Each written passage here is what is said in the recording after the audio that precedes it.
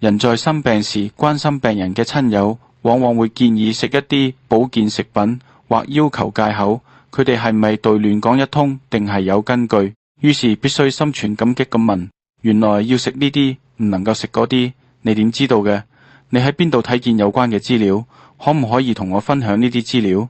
坊間普遍認為糖尿病人唔好食粥，因為粥內嘅米即澱粉質 starch 已經被熱水分解成葡萄糖 glucose。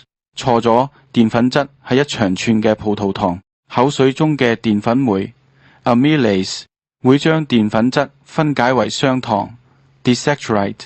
人嘅身體唔會直接吸收雙糖，小腸嘅葡萄糖鉀酶 glucosidase 會把雙糖分解為單糖 monosaccharide， 而單糖可以被小腸吸收。純粹煮沸嘅水唔會將澱粉分解為雙糖，亦都唔會將雙糖分解為單糖。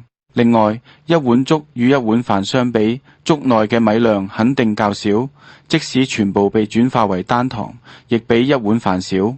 所以，當別人勸你少食粥，因為會提升血糖，全係自說自話。